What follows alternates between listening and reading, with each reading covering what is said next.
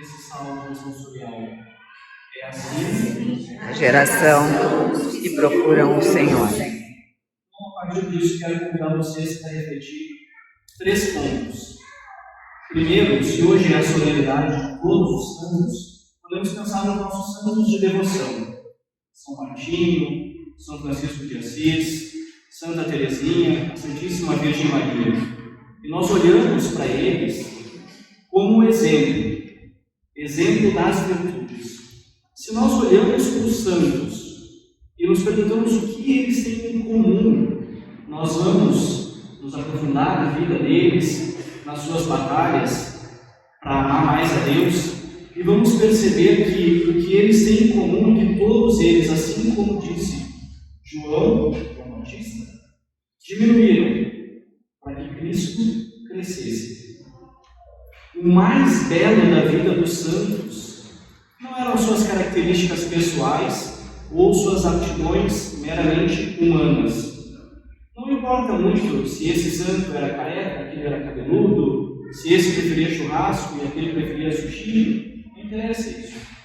Interessa as virtudes que ele resplandecia na sua vida de nosso Senhor Jesus Cristo. Muito bem, cada um conseguiu pensar no seu santo de devoção. Agora eu convido vocês a pensar em nos santos que nós não sabemos o nome. Aqueles que alcançaram a glória de Deus, que viveram uma vida santa, que inclusive nós chamamos santos anônimos. Não sabemos os seus nomes, mas estão no reino dos céus, intercedem por nós. E durante a sua vida, igualmente, cada um a seu jeito, no seu tempo, em seu contexto, pode resplandecer as virtudes de Jesus Cristo. Já pararam para pensar nesses santos? Já pararam para pedir intercessão desses santos? Convido vocês a pensar nesses santos, porque hoje não é festa de um santo específico, mas de todos. Por fim, agora, vamos trazer a reflexão para a nossa realidade. Se o Padre colocasse um espelho na frente de cada um de vocês cantariam com sinceridade de alma: é assim a geração dos que procuram o Senhor? Para aí, calma. Na década de 60, entre 62 e 65, acontece o Concílio Vaticano II. Todos ouviram falar certamente. Um dos documentos que é pilar do Concílio Vaticano II fala justamente sobre o chamado universal. Vamos usar uma palavra melhor: a vocação de todos nós à santidade. Isso é muito grandioso, não pode passar despercebido aos nossos olhos como se fosse qualquer coisa. A Igreja determina que todos nós somos chamados, vocacionados à santidade. Não meramente a salvação, mas a sermos santos. Qual é a diferença aqui entre a salvação e ser santo? Vocês lembram daquele episódio descrito no Evangelho sobre um jovem rico que vai ao encontro de Jesus e pergunta: mestre, o que eu preciso fazer para ser salvo? Jesus cita alguns mandamentos. Faz isso, não faz aquilo, deixa aquela outra coisa de lado, e assim será salvo. E o jovem para pensativo e fala: mas Senhor, tudo isso eu já faço. Desde que eu era lá no cemitério de Jesus, eu já faço essas coisas. E aí Jesus muda a pergunta dele. Então, se quer ser perfeito, ou seja, Jesus já não vai mais responder o que é necessário para ser salvo. Agora ele vai dizer o que é necessário para ser santo. Então, Pai, vende tudo o que tens e me segue. Dá aos pobres os seus bens e me segue. O que acontece com o jovem rico? Até onde a gente sabe, ele se afasta, triste, porque tinha muitos bens. Ele foi salvo? Provavelmente, se ele seguiu essa vida de cumprir os mandamentos, ele foi salvo no reino dos céus. Talvez tenha passado um tempo no purgatório, talvez alguém tenha rezado por ele no dia de finados, mas a igreja diz que a gente não é somente chamado a ser salvo, a gente é chamado a ser santo. Isso é muito maior. A diferença daquele que é salvo e daquele que é santo é o que é santo faz as coisas por amor. A gente tem dois caminhos para chegar, para caminhar rumo ao céu. Um deles é pelo temor a Deus, o que já é uma grande coisa, bastante difícil para nós. O outro é por amor a Deus. E se eu quero a santidade, eu faço as coisas por amor. Não apenas porque eu tenho medo da condenação eterna. E eu acredito que todos aqui almejam o céu, né? Não sei se alguém já parou para planejar a sua vida até a eternidade, fez os cálculos e pensou, não, acho que eu vou virar no inferno mesmo, me parece um bom plano de vida eterna. Alguém gostaria de ir para o inferno? Não, mas graças a Deus. Todos queremos o céu. E aí Jesus no Evangelho de hoje nos explica como nós alcançamos o céu. Por meio desse sermão da montanha que a gente já ouviu tantas e tantas vezes, e que inverte a lógica do mundo de uma maneira divina, obviamente. Porque se eu for ouvir o que dizem por aí fora, eu vou subverter o sermão da montanha, as bem-aventuranças. Bem-aventurado é quem tem muitos bens e muitas posses. Bem-aventurado é aquele que tem muito poder, prestígio, fama, beleza. Bem-aventurado é quem pisa em cima dos outros para alcançar o seu objetivo. Bem-aventurado é aquele que deita com a cabeça no travesseiro à noite e dorme tranquilo, não se importando com a injustiça, com a maldade. É isso que a gente ouve da porta para fora. E Jesus vem nos dizer, olha, bem-aventurados são os pobres em espírito. Bem-aventurados são os mansos. Bem-aventurados são vocês se forem perseguidos, se mentirem sobre vocês por causa do meu nome. Alegrai-vos, exultai, porque será grande a vossa recompensa. Então, meus amados, Jesus nunca anunciou esse discurso de aquilo que te faz feliz certamente vem de Deus. Ele sempre anunciou a cruz, da mesma maneira como os profetas do Antigo Testamento. O discurso dos profetas, até João Batista, era convertei-vos, crede na palavra de Deus. E nós vivemos isso a cada quaresma, cantamos eis o tempo de conversão, mas cantamos muitas vezes da boca para fora. Por isso, novamente, eu te convido a fazer essa reflexão. Se o Padre colocar um espelho na nossa frente, a gente vai cantar com o coração sincero? É assim a geração dos que procuram o Senhor? Porque esse é o chamado que Deus te faz. Esse é o chamado que a Igreja confirma que é para cada um de nós. Alguns são chamados à santidade por meio do sacerdócio, outros por meio do matrimônio, outros como leigos solteiros, pela vida consagrada. Como isso vai se dar na vida de cada um? Bom, aí existe uma gama bem maior, mas o chamado é o mesmo, que eu seja assim. Nós estamos ouvindo o Sermão da Montanha, as bem-aventuranças, que está ali no Evangelho de São Mateus, capítulo 5. E o final deste Sermão da Montanha, se nós continuássemos a leitura, é justamente o tema que inspira esse retiro, essa novena que vocês vêm fazendo. Sede santos, como o Pai é santo. Então, meus amados, a nossa vida, o sentido da nossa vida está em nos dobrarmos, está em nós tentarmos ao máximo, de todo o coração, de toda a alma, de toda a inteligência, amar a Deus sobre todas as coisas e, por consequência, amar o próximo. Santo Afonso de Ligório vai nos dizer que não existe meio termo.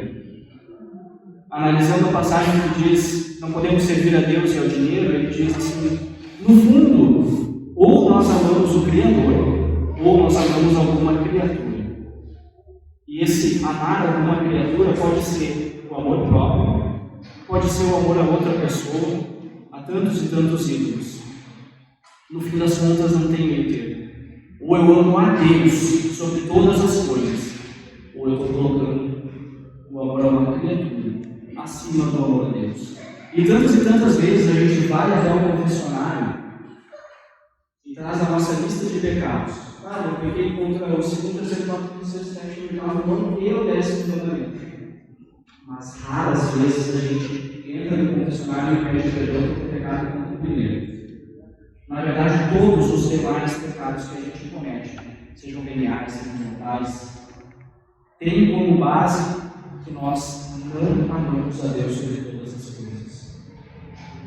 É lindo olhar a história de São Paulo, de Santa Teresinha, de São José, de São Martinho, mas Deus te convida a colocar o teu nome hoje, depois deste santo, santa. Como é que é teu nome, meu irmão?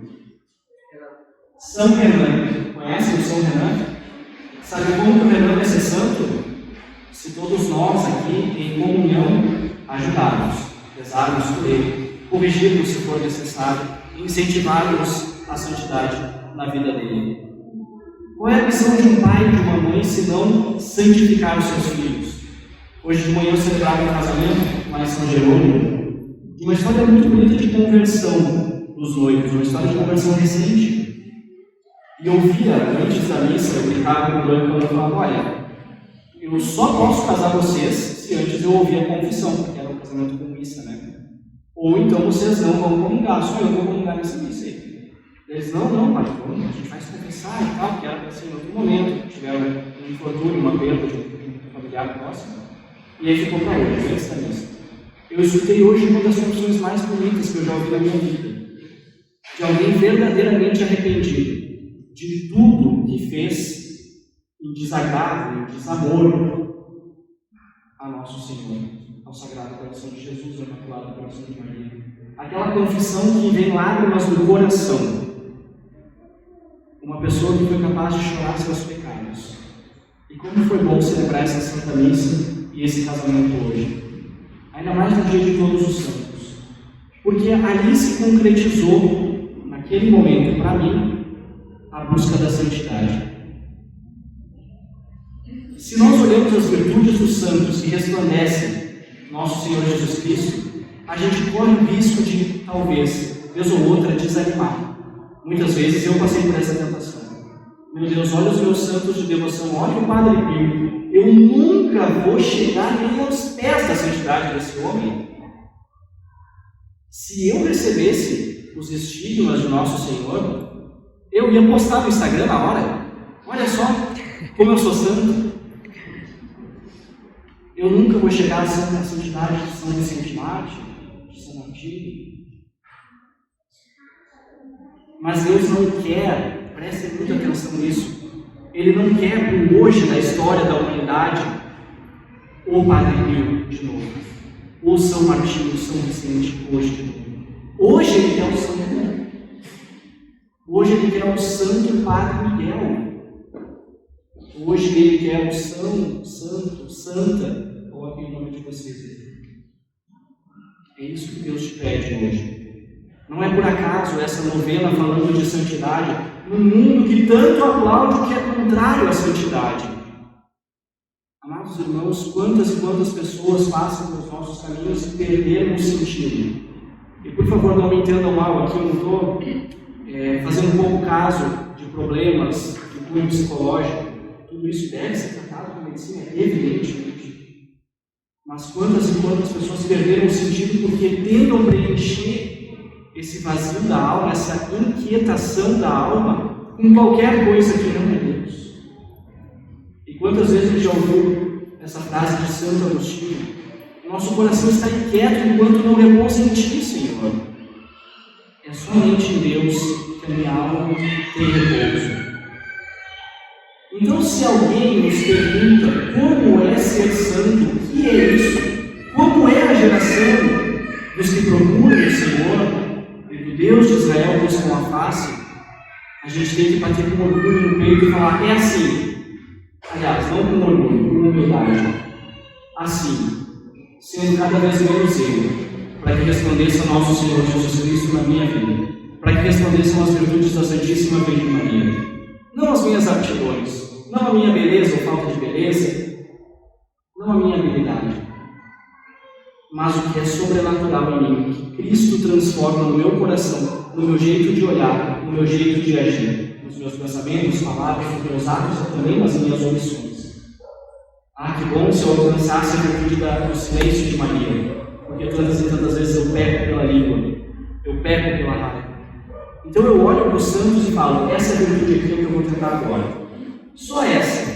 E assim eu vou dando pequenos passos da santidade, fazendo o melhor que eu posso, mas para que eu possa um dia, junto dos santos e santas que já estão no reino dos céus, participar, como nós vamos rezar no final da missa, na oração pós-comunhão fala isso, que essa mesa aqui, no altar, por onde peregrinamos, seja a preparação para o banquete celeste. Porque nada mais importa na nossa vida a não ser alcançar o reino dos céus. Esse é o sentido. Deus nos dê essa graça de daqui a 2, 3 gerações para frente, talvez, o povo olhar para a história da São Martinho e dizer, poxa, lembra lá no ano de 2023?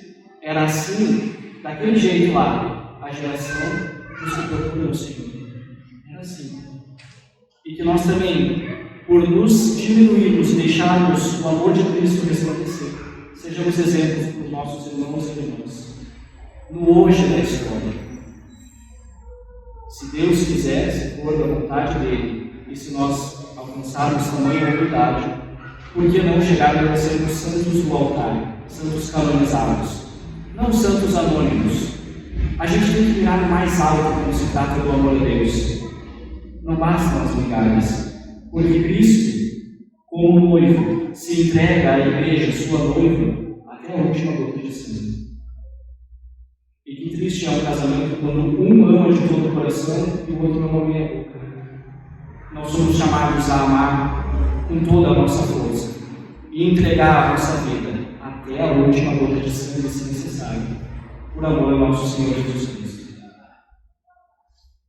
No meu caminho, tem pessoas aqui que participaram quando eu era criança e nem sabem que são inspirações de santidade para mim. Tem pessoas que participaram da minha juventude, tem pessoas que estavam inclusive nesse retiro que o Padre Miguel citou no início e não sabem o quanto eu rezo para que aquele amor que a gente sentia lá naquele retiro seja diário no coração de cada um deles. Tem pessoas que me ajudam hoje na minha história, porque sozinho eu não alcanço a santidade, isso eu tenho certeza. Sozinho eu não consigo. Mas não sou só eu, cada um de vocês também. Sozinhos, ninguém alcança o céu. Porque o céu é comunhão. O céu é a plena comunhão. Então, meus amados, muito cuidado também nesse caminho se a gente pensa, como tem algumas placas de igreja, salva a tua alma. Sim, devo tentar salvar a minha alma. Já foi salvo por nosso Senhor Jesus Cristo, eu devo fazer a minha parte. Mas, amando o próximo também. Gerando desde aqui, desde o agora, a comunhão que um dia se dará de maneira plena no reino dos céus. Salva a alma do teu irmão, salva a alma do teu filho, salva a alma do teu pai e da tua mãe. Esse é o chamado universal à santidade que Deus nos faz. Que sejamos santos no hoje, como diz ontem o santo no hoje da devoção, que sejamos santos, nem que seja a palmadas. Assim seja. Amém.